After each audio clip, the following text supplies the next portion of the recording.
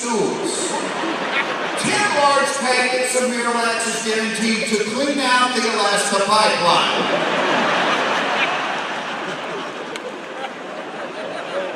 If I had paid attention during the consultation, I would have remembered you were supposed to spread this 64 ounces out over 2.5 hours. Didn't remember that part. And me being a guy, I thought, I'm getting this out of the way. I shoved the entire 64 ounces in less than 8 minutes.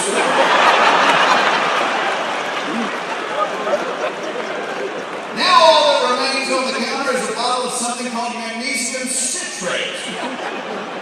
2 drops of this stuff will pull the Eiffel Tower out of the earth.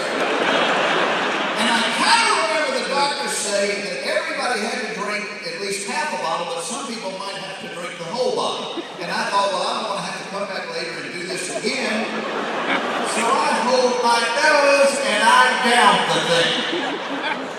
Now, less than 12 minutes into this, I have completed a procedure that's supposed to take 4 hours.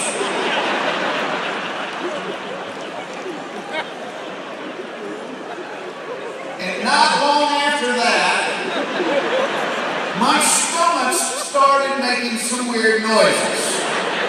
Kind of like the fireplace in the Amityville Horror.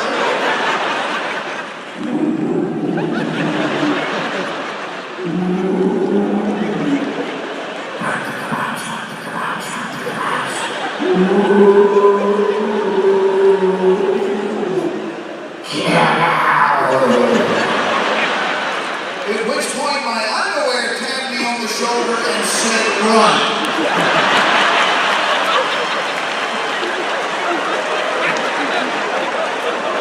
The first volley took my feet off the ground. I was physically afraid.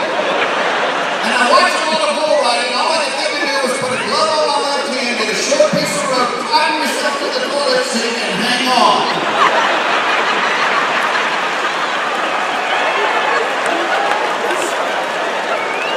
I passed everything I've ever eaten in my entire life. I passed things I had only thought about eating.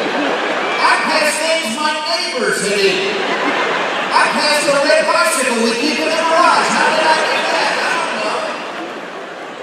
And 1 hour later, what was coming out of me was so pure it could be legally declared mountain spring water.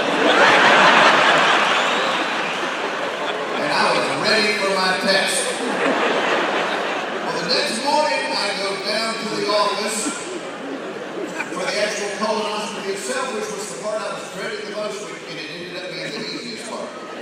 Thanks to a little IV they give you with something called Demerol in it. My last conscious thought was, I bet my doctor has a camera on her cell phone and I'm going to be on TMZ tonight.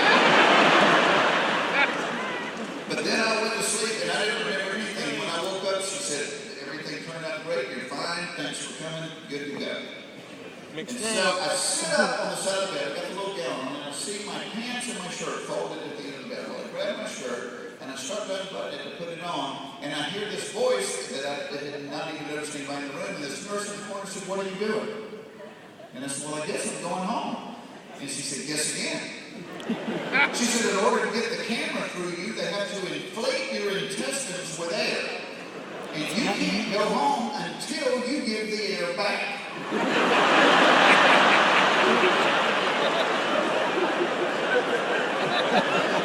I said, okay, I will. She said, well, I have to verify that you do. At which point I noticed she is holding a pen and a clipboard. Apparently not only is she verifying that I'm farting, she's rating them on a clipboard. And I remember career day in high school. Nobody told us you could get paid good money for rating farts on a clipboard. Because I have friends that do that all the time for free. But here's the problem. Growing up in the South, my mother always told me I was not supposed to do that in front of girls, especially girls I don't know. And even though I'm really hurting, I can't do it. I locked up. And she's getting frustrated with me because she's got stuff to do.